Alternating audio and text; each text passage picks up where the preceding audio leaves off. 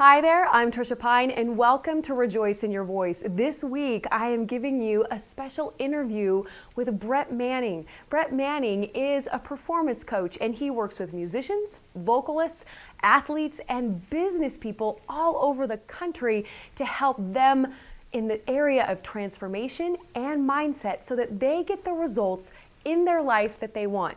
Doesn't this sound yummy? Now, this subject for me, I am like a kid in a candy store. So you will notice in this interview that, well, I'm a little excited and I'm a little spazzy. So just put up with me. No judgment around that. Just love me anyway. But really take the tools that Brett gives us in this interview and put them to work. I see time and time again, it's the clients that do the internal work, that do the gut work, that do the transformational work, that really see the differences with their voice. Roy Hart said that the voice is the muscle of the soul. And when we do that work, the voice just frees up, clears up, has more of a warm timbre in it. It becomes an all-encompassing, full-bodied instrument. And that's what I want for you. You know that my goal is to take all of us to the next level. I want to break through the starving artist and help all of us to be thriving artists. And Brett has tools to help us get there. So enjoy this interview, put up with me being a little wacky, and have a great time putting these tools into practice. See you next time. Hello and welcome to Rejoice in Your Voice Masterclass. Today I am so excited because I get to interview and share with you the jewels, the treasures, the golden nuggets of information from Brett Manning. And before we dive into the coolness of Brett Manning, I want to share you a little bit about him. Brett is an athlete and he's a coach, and he played Division I baseball at the University of Pacific in California. And he has, one of the reasons why I'm really excited to share this information with the viewers is because anybody that's worked with me know that I consider singers as athletes. So going into that side of what is the athletic point of view of mind conditioning and body conditioning, I know that there will be lots of benefits and value to my viewers. But not only does Brett work with athletes, Brett travels the country and works with business people, works with entrepreneurs, works with CEOs, works with staff, works with performers and athletes, of course, about their performance. And so I think I know you're going to have tons of stuff for us, Brett, that we're going to just love and eat it up. Brett, so thank you, Brett, for being here. Exactly. And I am always curious because, different people have different experiences. One person will go on this path, another person this path, and you are really passionate about helping people go to that next level. So what was your defining moment that you said, this is where I'm going to focus? Well, thanks for having me on, Tricia. And like you said, I work with not just athletes, business professionals. I think it's all the same thinking. It's just performance thinking. And where my moment came is when I was playing college baseball, I would have games where I would be spot on and, go 3 for 4 with a double and a home run. And then the next day, come right back out and go 0 for 4 with 4 strikeouts. And couldn't figure it out. And, so there's got to be some science to this. There's got to be something to why I'm experiencing that. And so that led me to get into mental performance and sports psychology. Mm-hmm. And I'm just finishing my master's degree in it right now. And what I've discovered and been able to simplify it a little bit, hopefully will help everyone that you work with in terms of the coaching of the voice and all that.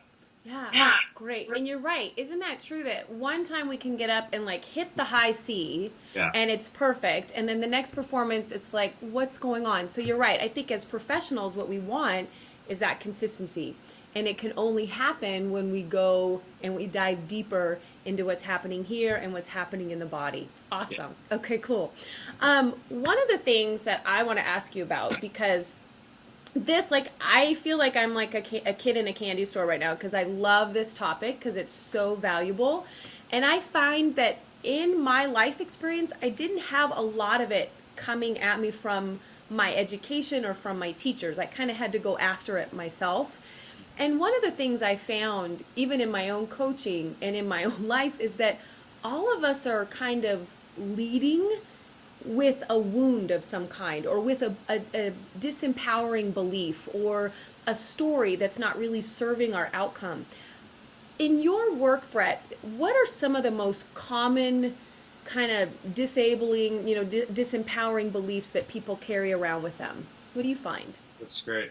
Um, that totally resonates with me. And if I were to simplify gaining clarity of mind and not having confidence all the time, and performance anxiety and pressure, all of it, it all comes back to stories versus facts in our mind. And so when we live in facts, there's no question. It either is or it isn't. There's no story that's made up on one side or another. There's no story of, do I have enough? Am I good enough?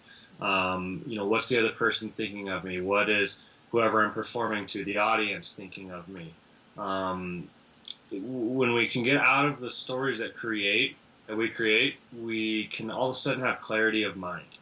And when our minds are clear, we can act and perform at the best of our ability. When they're muddied and there's lots of stories going on, it's very confusing. And as you all know, the mind-body connection, that gets kind of cut off somewhere in the middle between our mind and our heart when all of this is going on. So figuring out and just noticing what's going on in your mind and saying, okay, is that a story that I've made up, or is that actually a fact? And if it's a fact, okay, we can deal with that and we can work with that. If it's a story, you got to ask yourself, what do I really know is true right now? Okay, so that's one idea. The other idea is just shifting perspective.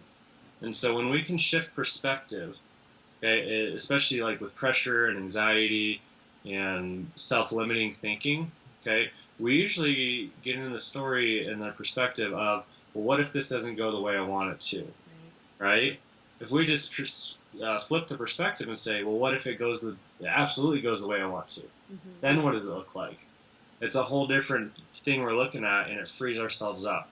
So to me, those are the two main things, story versus fact, and then flipping perspective that you can apply, and they're easy to talk about, but they're really hard to apply in the moment. So how do we get there? Right. Yes, how do we get there? We get there through practicing, just like everything else. And how you practice it, one great technique would be to visualize. If you have a really tough upcoming performance, visualize how you want it to be at the very end.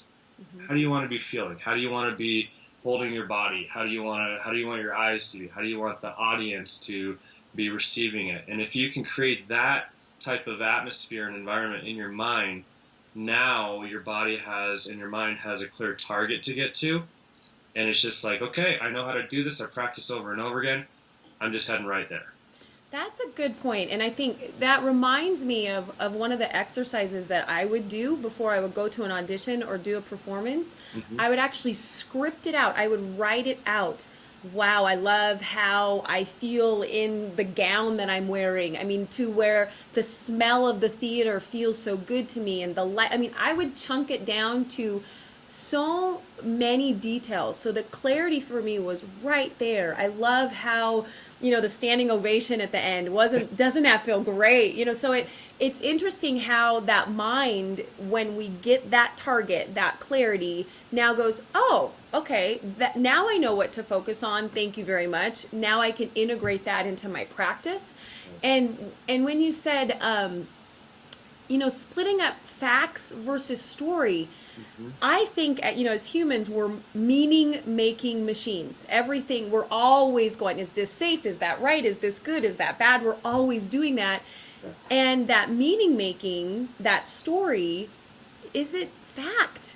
It's not necessarily true. 10 different people, 10 different realities. Why not pick the story that best serves us rather than undermines our outcomes? And then, so when you're creating that script or writing that end of story detail about the audition or their performance or, the home run, you can train that mind all the time, and you can feel it in the body. Yeah, that's really great. That's very important. One of the things I find in my clients, Brett, is that we struggle with fear. We have a lot of fear, and I know, of course, there's probably many layers of why they may be feeling that fear. But when fear comes up, and I think fear kind of gets a bad rap, I think we need an element of fear in our life. I mean, we need it for survival. So talk to me a little bit about fear, and then what we can do what's another tool we can use to kind of embrace the fear or lean into the fear or use the fear to our benefit. Right. Okay, good.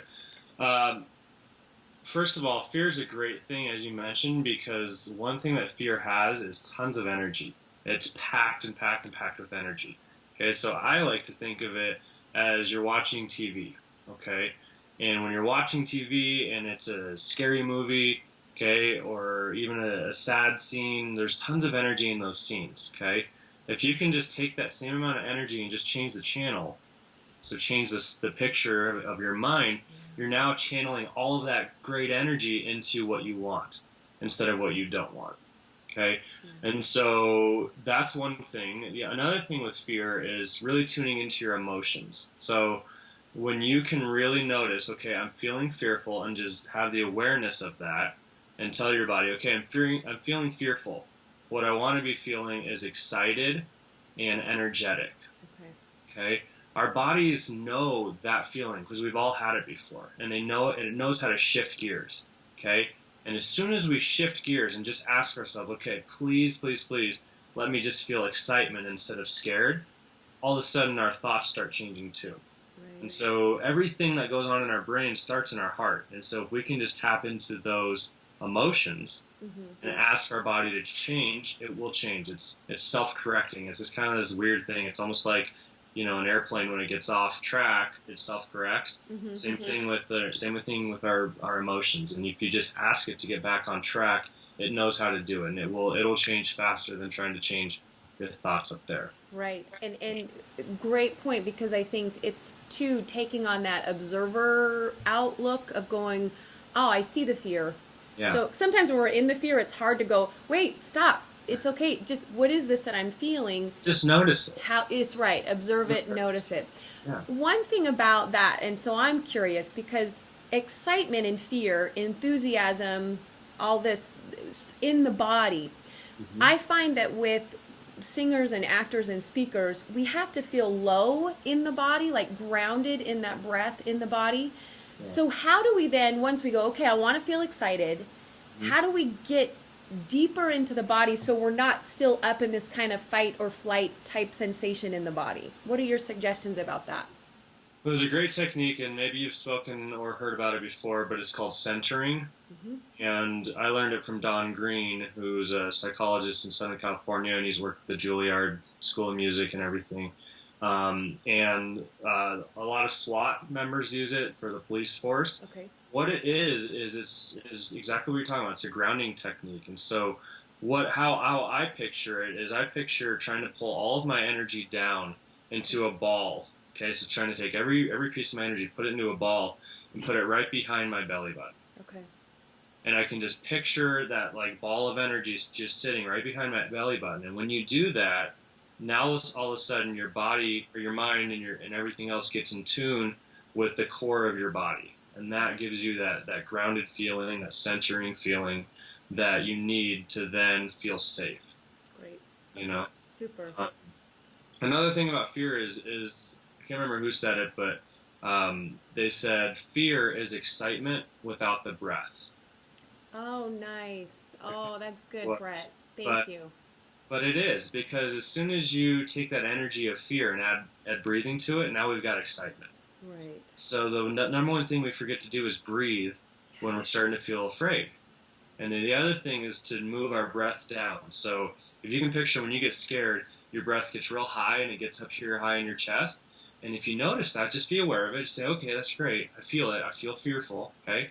I'm just going to ask myself to push my breath down a little bit into my belly. And you might even take your hands and put them on your belly. Yeah.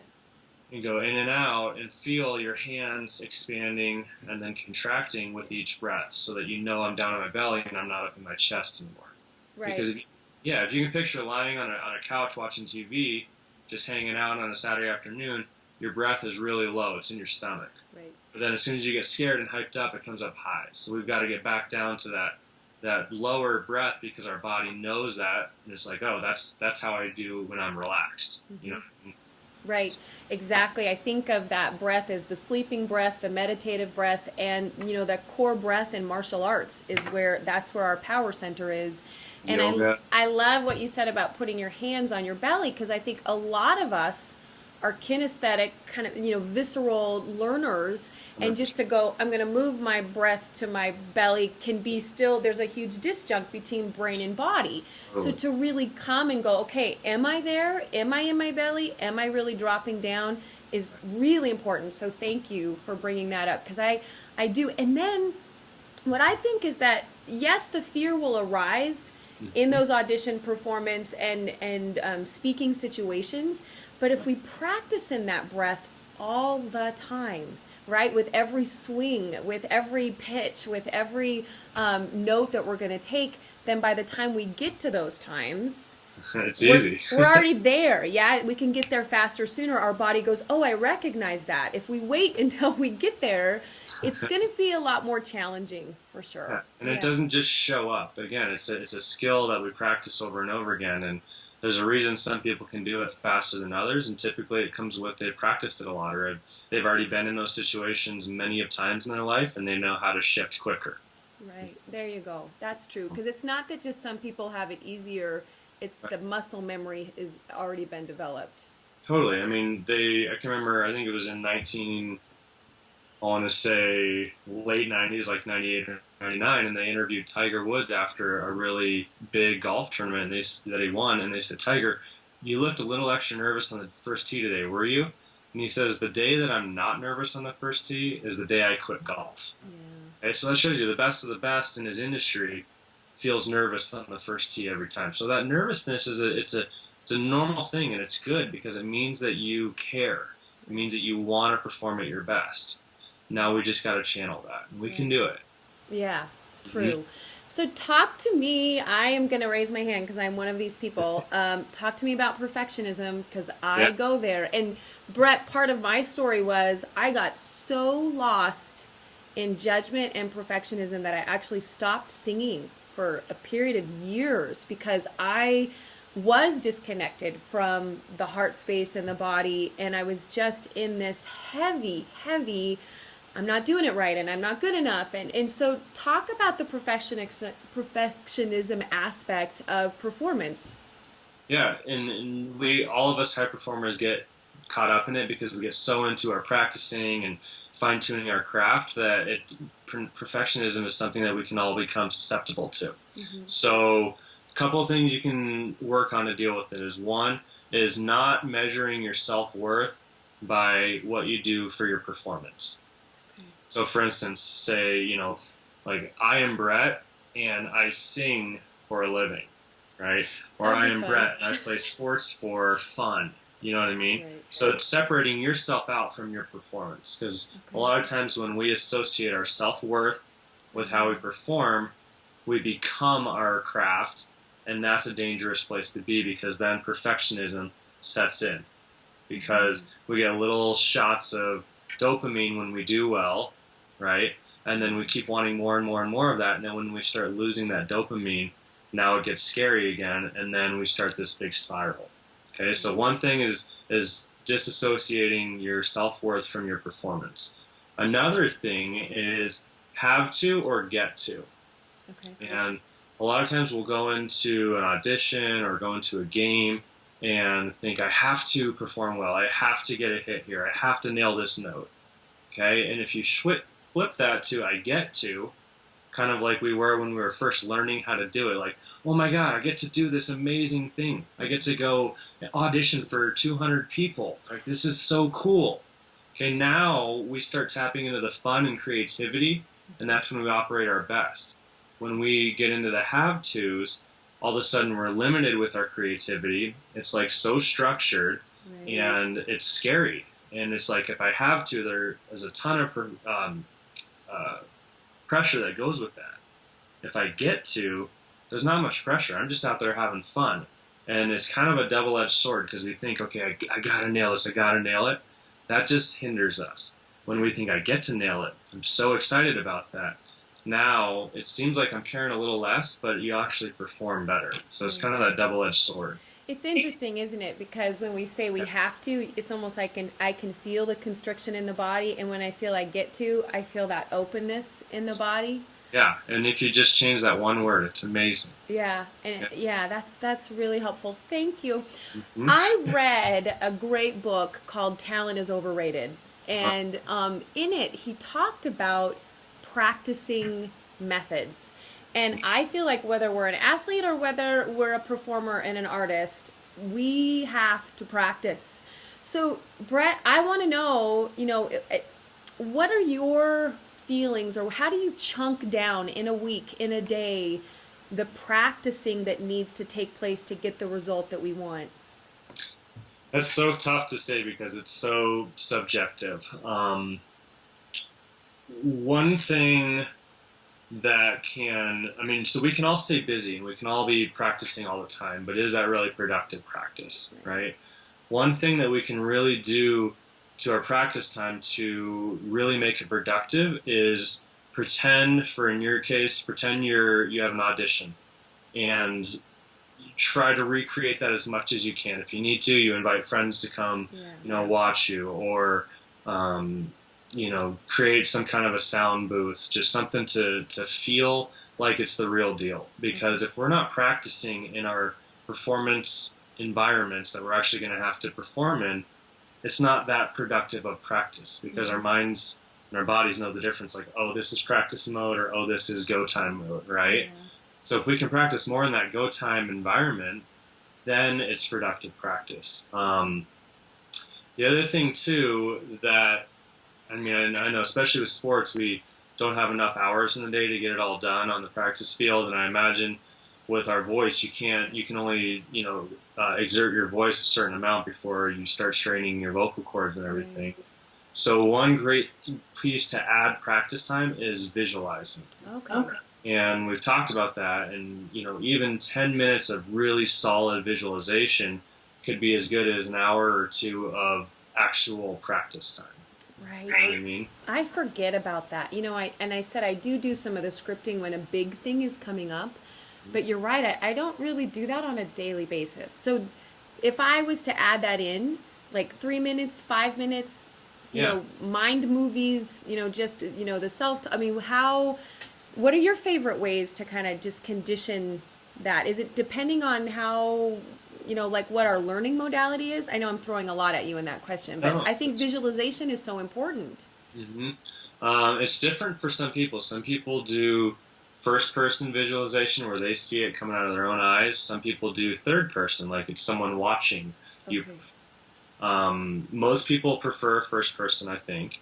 And then some things that you can do to enhance it are, like you talked about, bring in your senses, such as sight, sound, touch, even feeling like the air, listening to your own voice, that kind of thing is really going to make it feel more real. The other thing you can do is make sure that you do it for 3 to 5 minutes, and then you take a break, and then do it again. So it's not trying to do 10 minutes solid, because that's hard to keep our mind focused that long. So do an audition, take a break, go grab a glass of water, go get some food, come back, close your eyes, do another one. Mm-hmm. And some people like to do what I call active listening. So they actually get up and pretend they're standing there and act it all out, rather than just sitting there and closing their eyes. Right. So it's all up to you. Just play around with it and see which one works best for you. Yeah, that's a good idea, because I think me as a kinesthetic person, I really have to walk and move and have that whole thing go. Yeah, I got to do that. I'm the same.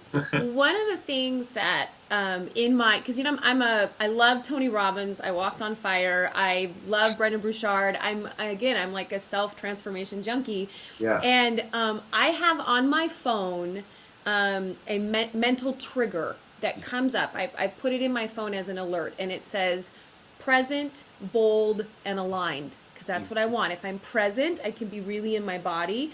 If I'm bold, I can make big things happen, right? And if I'm aligned, then I'm connected with my vision and with the people around me. Mm-hmm. Talk about mental triggers, because I think, and how can we add them into our life besides our phone? Yep. Well, I'm going to start with the phone because that's the easiest one. There's a great app called Habit Maker. Okay. Where you can actually put in an affirmation. So you might say something like, I am strong, confident, and aligned and bold, or whatever you want to use, as I walk into my auditions. Gotcha. And then you can set the habit maker to pop up 7 or 8 times throughout the day, so it's constantly reminding your subconscious mind. Even if you just look at it for a second and you read it, your subconscious mind is constantly filing that away. So that when it comes up, I believe it. I brainwash myself in a good way, and I believe it, Right. And that's kind of what it is. Some other things that you can do which are great are take note cards and write some affirmations or keywords down that you want to live by, and tape them up to your bathroom mirror. Okay. And when you're brushing your teeth, all of a sudden now you're reviewing that a couple times a day. Yeah. Some people like to really use a physical trigger. So, what were your 3 words? It was present, bold, and aligned. Present, bold, and aligned. Okay, so, present might be you put one foot down and then the other foot down, so you really feel present. Okay, and then bold, you might do something like this where you open up. Okay, yeah. Right. And then aligned, you might just kind of pull your hands down or something. But creating those physical triggers is really good because that's oftentimes how our minds work. Is for instance, Pavlov's dog, right? Right. He was trained where if you put the bowl of food in front of the dog, it started salivating. So that shows you that we work off of behavioral techniques as well. Right. So, Brett, what about those people that say, this positive mumbo jumbo, they don't work. I don't believe it. I just can't get into that. How do you gently guide or support those people to going, wait, the data's here and this, but how do you find the easiest way in or the softest way in for them to start? Yeah. I think one of the easiest ways that you can start getting into this is the visualization part, and then maybe the affirmations part. So maybe you write down 3 positive power statements or affirmations, strong, confident style of thinking. Okay. Put those down, and then try the visualization just even a couple times a week for 5 minutes. Okay. That's a good start. And usually what I found is when people think all this positive thinking and, kind of mental training is here's, just kind of smoke and mirrors. A lot of times it's because they don't practice it. And it's like, I tell my baseball guys, I say, if I went and took you when you were 11 years old and explained to you exactly how to hit a 95-mile-per-hour fastball, right, and said, these are the absolutes that you have to get done in order to make this happen. And then I said, okay, let's go over to a pitching machine, crank it up to 95, and then go for it, 11-year-old. They're not going to be able to do it because they've got to practice it over and over and over again. So this stuff's no different. You've got to practice it. You've got to make it part of your daily rituals. That's why posting the stuff up, like on the bathroom mirror, on your phone, maybe on the fridge, those kind of things are necessary in order to keep this stuff going, to see the benefits of it. Because if you don't, it's just like, okay, I learned it, that's great, I've got it. Well, no, you don't, So, so yeah, I would start with visualization and the affirmations, and you could even try the goal setting. To me, the goals are more just a focusing technique, but I think it's more the affirmations that really gets the subconscious mind and creativity going to where you finally start believing it. And I like calling it brainwashing in a good way. That's all you're doing is you're brainwashing yourself to believing it. Right. Well, and I think that is so relevant because we are brainwashing ourselves in a negative way all the time to stay safe and to stay kind of stuck. And while our vision may be ginormous, there's those wounds again that come in, or there's those beliefs, those stories that we've made up for ourselves. So why not now, as we're older and more cognitive, just reroute those, reformat our personal operating system to get them to work in a different way for our own benefit. Easier said than done, true. Right. But you're right. This is it. In a way, it's not rocket science. But if we really show up every day and are disciplined with it and fully commit, find how we can do it. Are we a visual learner? Are we a kinesthetic learner? Are we an oral learner? Find out how we work best and start brainwashing in a good way. I think that's so true. Let's role play just a couple of quick stories. Okay. So tell me some stories that you often hear from people you work with. Oh, wow. Okay. It goes to when as soon as I get up to sing, performing somebody, my heart starts pounding. I get so nervous. My throat starts to tighten up. I feel like my throat's dry. I just get so nervous. So, they just immediately go into the anxiety of the judgment situation of performing in front of people. Right. Good. So that's the affect or the feelings that come about it. So then what I would go, and let's keep role playing. I would say, okay, so what do you think are some of the fears that might be driving some of those feelings that you're experiencing? Okay, so I'm gonna look stupid. People are gonna think I'm not very good. I'm gonna make mistakes. My voice is gonna crack. I'm gonna feel alone and ostracized. Great. Okay. So, we can break each story down. So, one, you think you're going to make mistakes. Is that a story, or is that 100% a fact that, some power is saying you're going to make mistakes today. Sorry, you can't do anything about it. Right. So that would be a story because I may not make mistakes. So that's true. And I might say then, have you ever had an audition or a performance where you've absolutely nailed it? I do. I remember one, yes. Everything wasn't perfect, but I walked away feeling really good. Good. Okay, so that just debunks that story, right? Yeah. And then another one, you're going to feel alone. Well, sure, it's a fact that you're out there alone, right? But do you have to feel alone, or could you potentially see everyone in the audience kind of on your side? It's like they're all cheering for me instead. Could that be a possibility? Yes, that could be a possibility. I could switch that. Okay, so feeling alone, therefore, is just a story. Right. Right? You could, in fact, feel together when you're out there, and that everyone's connected. Okay. Okay, good. So that's what I like to do, is I like to just have people, the clients I work with, just write down every story they can think of. Yeah. That comes up, and then so I like to make a 2-column paper. One's the stories down the right hand or the left hand side, the truths or the facts down the right hand side.